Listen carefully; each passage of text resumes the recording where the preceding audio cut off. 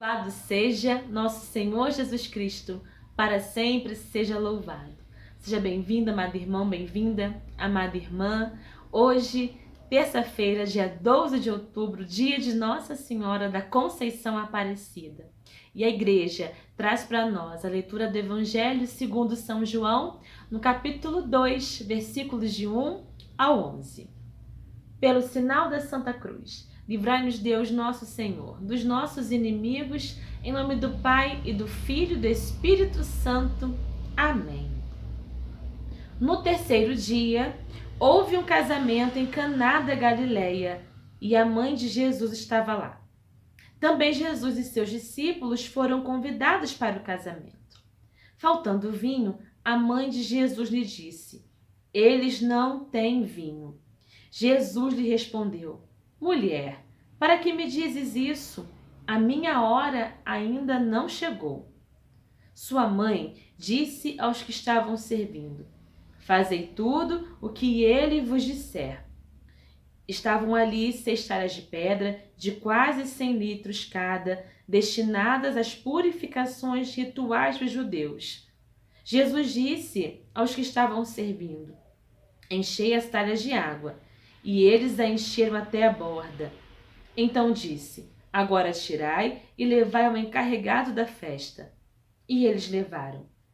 O encarregado da festa provou da água mudada em vinho, sem saber de onde viesse, embora os serventes que tiraram a água soubessem. Então chamou o noivo e disse-lhe: todo mundo serve primeiro vinho bom, e quando os convidados já beberam bastante, serve o menos bom. Tu guardaste o vinho bom até agora. Este início dos sinais, Jesus o realizou em Caná da Galileia. Manifestou sua glória e os seus discípulos creram nele. Muito bem, amada irmã, amada irmã, nós conhecemos o Evangelho, esse Evangelho das bodas de Caná, que traz uma riqueza de detalhes, e eu gostaria de destacar algumas dessas riquezas para nossa reflexão. Primeiro aqui, quero colocar 2 elementos, 2 símbolos: o casamento e o vinho. Bom, o casamento primeiro. Durante toda a Sagrada Escritura, principalmente no Antigo Testamento, qual é o símbolo do casamento? O símbolo do casamento retrata a relação de Deus para com o seu povo. Em todos os profetas a gente vai ver isso. Destaco aqui o profeta Oséias, que ama a sua esposa infiel, vai buscá-la, procura trazer para si, e mesmo diante a sua infidelidade, porque ela se afasta dele novamente e ele vai atrás dela novamente, a relação de Oséias, a relação de amor de Oséias para com a sua esposa, quer retratar exatamente a relação de Deus para com a humanidade, que embora as nossas indas e vindas, somos infiéis e estamos diante da fidelidade de Deus, que vem sempre ao nosso auxílio, que vem sempre ao nosso encontro, porque Ele é fiel, Ele não pode se desdizer, nós que somos infiéis, mas mesmo assim, Deus deseja nos alcançar, mesmo sabendo que somos infiéis. Então, a teologia de João aqui no Evangelho quer tratar exatamente disso. A relação de Deus para com o seu povo. Essa relação de amor. No Antigo Testamento fala desse Deus ciumento, que nos ama até o ciúme.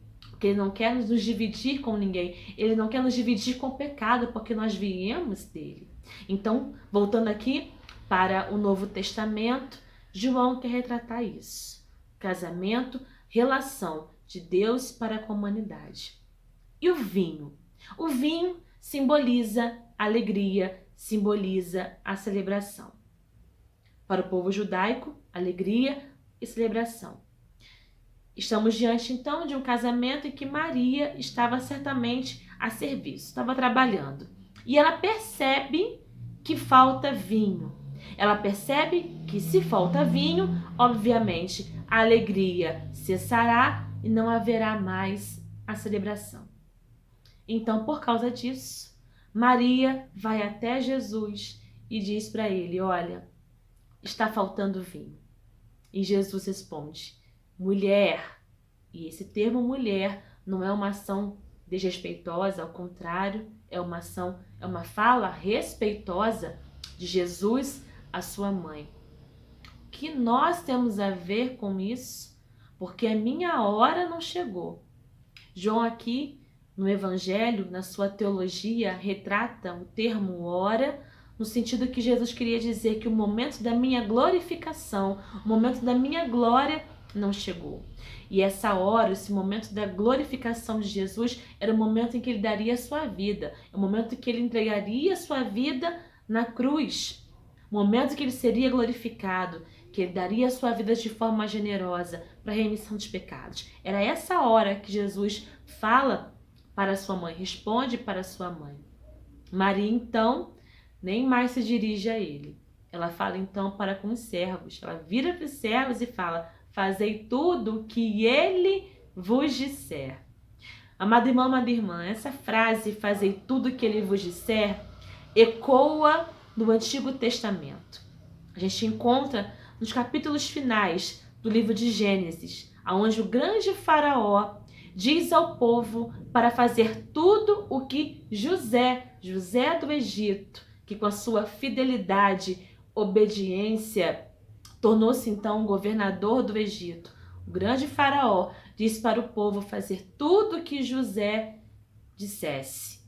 José, qual foi a missão de José ali à frente do governo? Ele matou a fome do povo do Egito. Ele fez com que a alegria, com que a vida não acabasse. Ele trabalhou para que o Egito não tivesse mais fome, que estava ameaçando aquela região. Então, Faraó disse: fazei tudo o que ele vos disser. Maria diz aqui, confirmando a sua fé no Cristo, porque ela sabia que ele é capaz de saciar a sede do povo, de dar alegria ao povo, de fazer com que a alegria não acabasse. Apenas Jesus é capaz de nos dar alegria na relação dele para conosco. E assim que os servos então fizeram tudo o que Jesus pediu. Jesus pediu para que eles enchessem as talhas que eram destinadas para os rituais, para a purificação. Veja, João aqui denuncia mais uma vez, assim como todos os evangelistas, a legalidade. Essa relação legalista, essa relação de falta de proximidade, essa relação de cumprimento de leis e de ordens, mas que as leis e essas ordens não tocavam o coração. Essas talhas de água estavam destinadas para o cumprimento da lei. Mas de que adianta o cumprimento da lei se essa lei não dar alegria, não traz sentido para a vida? E mais um detalhe aqui que João destaca: 6 talhas de água. Eram 6 talhas ali que Jesus pediu para que enchessem de água até a borda. 6. 6 é o número da imperfeição. É o número, podemos dizer, da tristeza, da falta de sentido. O número 7 é o número da alegria, da esperança, da força, do ânimo. E Jesus estava ali, porque só ele é capaz de realmente te devolver, de saciar, de transbordar a alegria para o povo novamente. Então, amado irmão, amada irmã, fechando aqui, qual é o sentido desse evangelho? A relação de Deus para com seu povo. Aqui, Cristo presente, o Emmanuel, o Deus conosco. Somente Ele é capaz de realmente nos dar sentido à nossa relação com Deus. Jesus devolve a nossa alegria. Jesus quer que tenhamos uma relação com Ele, não apenas de cumprimento de leis, não apenas de conhecimento, mas também de intimidade, de alegria, de proximidade.